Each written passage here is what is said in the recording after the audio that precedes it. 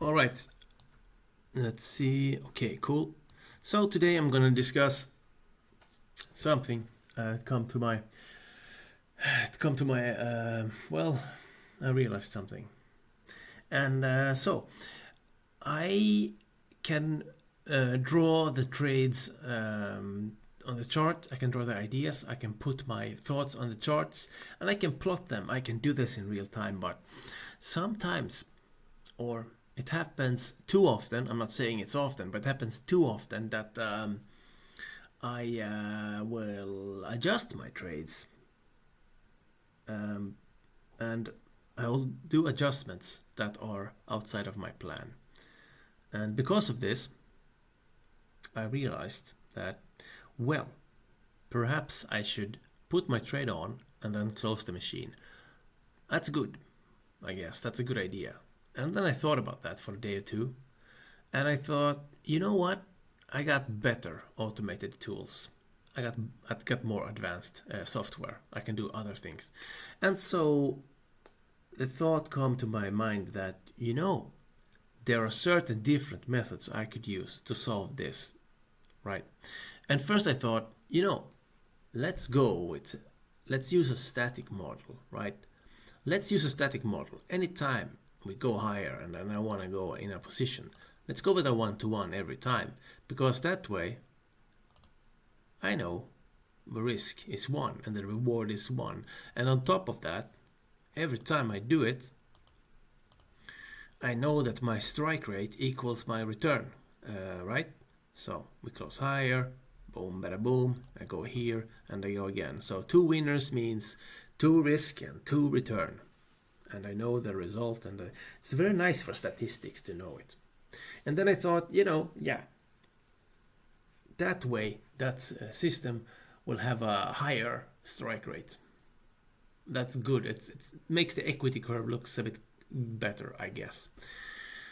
And then I thought, there's more power to be collected. There's more energy to be taken. And and I thought about this concept. I use the term change of character, change of power, change of direction in price, right? So here, for example, actually, let's do this. Okay. Actually, so the change of power, right, in price. Here, price moves down. We come from this level, we now go higher, and then collect some energy, we still go even higher. So I mean, looking back at this was a place where price changed the power direction to up, from down to up. We fell down and we defeated this and we came higher and we started going up, right?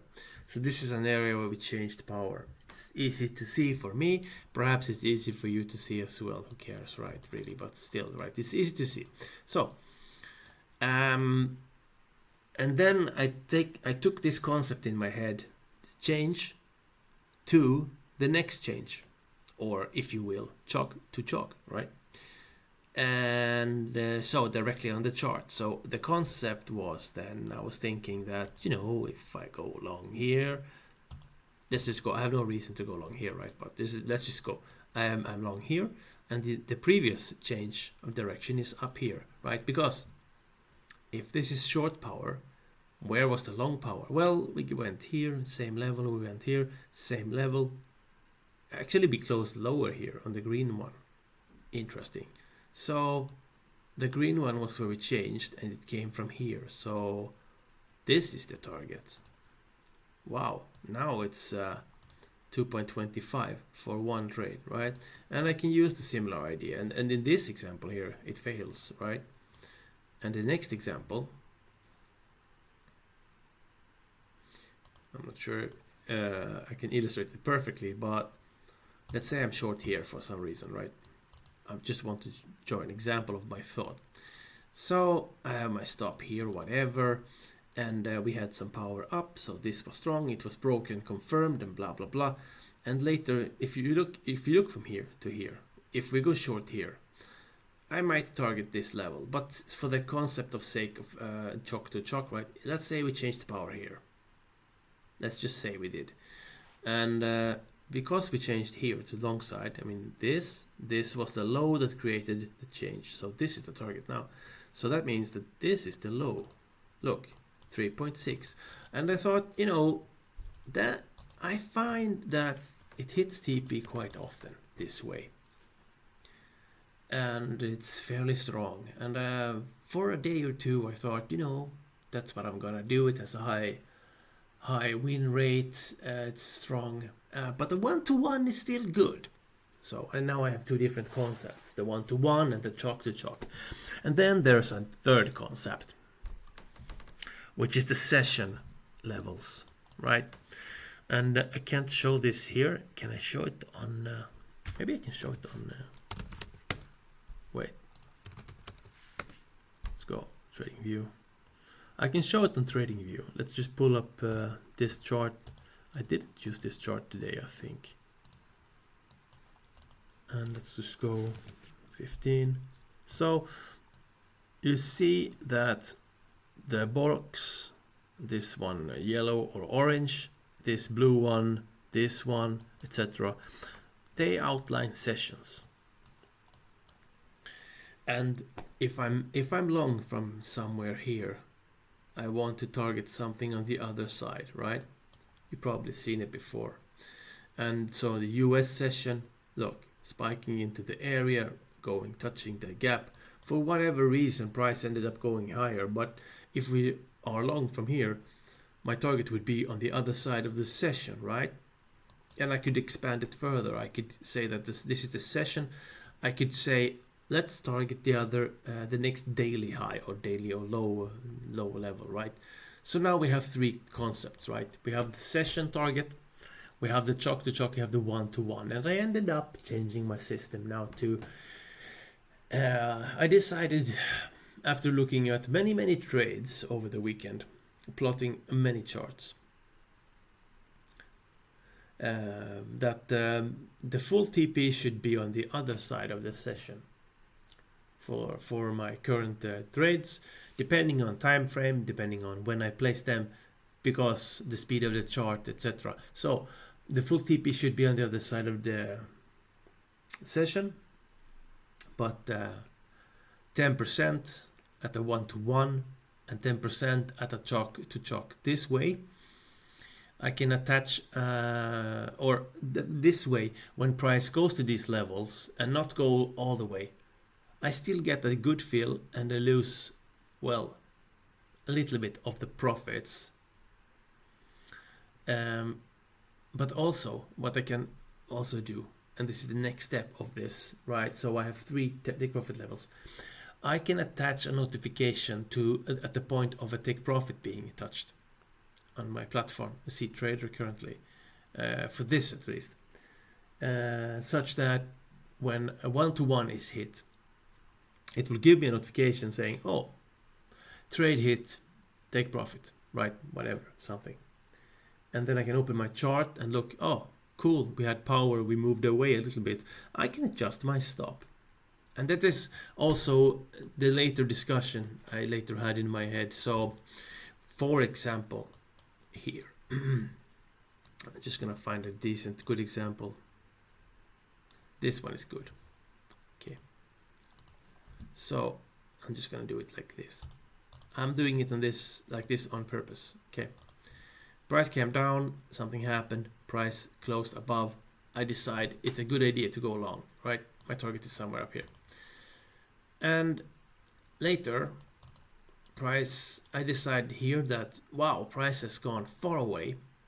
This is hypothetical. In my mind, I'm playing out this scenario, right? And I push my stop to take break even. And what happens? I'm stopped, right? And I get nothing. Later, price goes further and it fails, but whatever, right? So price goes further, right? And so I decide that putting trading the stop to break even often gives me that often get stopped out. Maybe it's because of the nature of the trades that I put on, or maybe it's because how price moves, decides what it should do. And I decided that for my system, another better way to do it is instead of the long position. Let's just put it right here again, very annoying position. So instead of doing it like this, instead of pushing the stop to break even here, getting nothing, I would realize that, well, we have a high, we go even higher, and that is good. So we had strength to go even higher. That means that, well, all of this structure in the beginning here, I just want to make sure, okay, this one is used, we created something. This one is used because this low is used because it created a higher level. So this one is used, right? And there's a very small gap here. Okay, interesting. And so we come up and we create another higher level. So, but still, we have a smaller gap in the red area, right? And that's my point. There might be some power left here, right? But so I would do this then. I would trail my stop to here. And the price can move around, do whatever, and take me out. And if I close part of the position at here because chalk to chalk, or if I close part of it here 1 to 1, you know what happens if I do this small change, and I don't even need to adjust the trades. My stats show me that I don't need to do anything, but this improves the equity curve of it, right? So from having it down here initially, I'm risking 75. Yeah, 75, right? And it's still the same static amount. In this sequence, I take out, I think there's 75 to the upside, right? Okay, let's just say there's the same amount available to the upside. So I take out 10% up here, and I take out as well at the one chalk to chalk here. So 20% of the position has been removed, right? So 80% is still there. What happens when we move the stop loss, making it half the size, 36 from 70, whatever, 5 or whatever, right? Below half. Now I'm risking now half. I had 80% still on the table risk. Now I'm risking 40%. I mean, that's huge, right? And later when price creates yet another higher level, I would move the stop to, if I see it, my point is, right? So I might have a notification or whatever, but the point is, if I can see this, this created another higher level, right? So this was strong, and later this was strong. This is also a double level, but so I can't automate all of this in CTrader, but I can put on notifications. But I can put on notifications on take profits. So when I come to here and I put my stop below this, and the risk is now 14. Now the risk is there so low that it doesn't matter what the rest of the position does. This in fact is break even. I haven't done the math on it, but that's the theory, that's the idea. This is in break even because now we're risking 14 from initially having risked 72. So it looks like one of 5 or 1 of 6 or something like that. And I've already closed a bit up here. So yeah, we're probably, if we get out here, we are probably out for scratch. Yeah. And if I see this on the chart, if I have time to see it, yeah, it's a double top. So I will trail it to here. But yeah. So my point is more take profits, small ones, where price goes often. And I'm currently thinking 10% on each, on a 1-to-1, 10% on the chalk to chalk level. And when either of those hit, I will see that on some of my devices. There's quite a few of them over here. I'll see it, and I will move my stop to somewhere where price proved it was strong. Further removing risk from the trade, and this is very positive for the trade, for the risk to reward, right? And later, so as I said, when we come here to higher, and yeah, Yeah, and we might hit full TP. Well, not in this example, but I mean, I can find something that will hit full TP, right? This, what hits full TP? This hits full TP, okay. So for chalk to chalk, let's go along, boom, boom, boom, we go higher, we reject, we go down, we're along here for some reason. This was low, I don't know, we're along here, right? This is the high, full TP, yeah, okay, cool. It's at this spike level, it's way beyond, okay, cool. So for the example, for the 1-to-1, 40, somewhere here, 1-to-1, 10% is off.